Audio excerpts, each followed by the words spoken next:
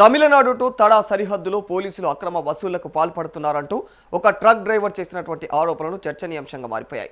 Sting operation నిర్వహించేటువంటి ప్రయత్నంలో తనపైన దాడి జరిగిందని, తన మొబైల్ కెమెరాను ధ్వంసం చేశారని, ట్రక్కును కూడా ధ్వంసం చేశారని ఆయన ఆరోపించారు.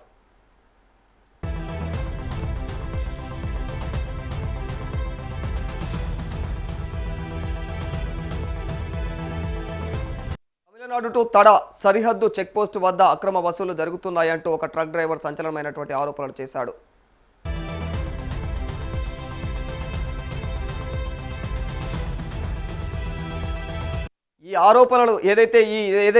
ఈ ఆరోపణలను నిరూపించుకునేందుకైతే తాను స్టింగ్ ఆపరేషన్ నిర్వహిస్తున్నటువంటి సమయంలో అయితే కొందరు తనపైన దాడి కూడా చేశారని చెప్పేసి తెలియజేశాడు.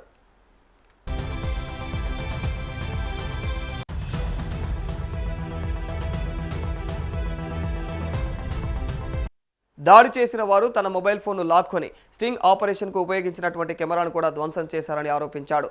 అంతేకాకుండా తన ట్రక్కును కూడా ధ్వంసం చేశారని వెల్లడించాడు.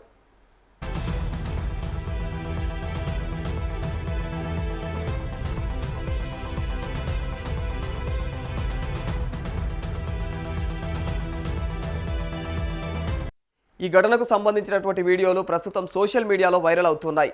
దీంతో సరిహద్దు చెక్పోస్టుల వద్ద జరుగుతున్నటువంటి తనిఖీలు, అక్రమ వసూళ్లలో ఆరోపణలపైన అయితే మరోసారి చర్చ మొదలైంది.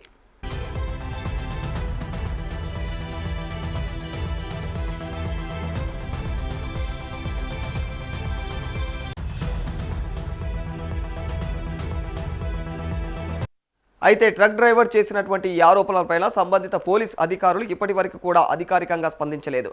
దాడి జరిగినటువంటి పరిస్థితులు, ఆరోపణల వాస్తవాలపైన అయితే స్పష్టత రావాల్సి ఉంది.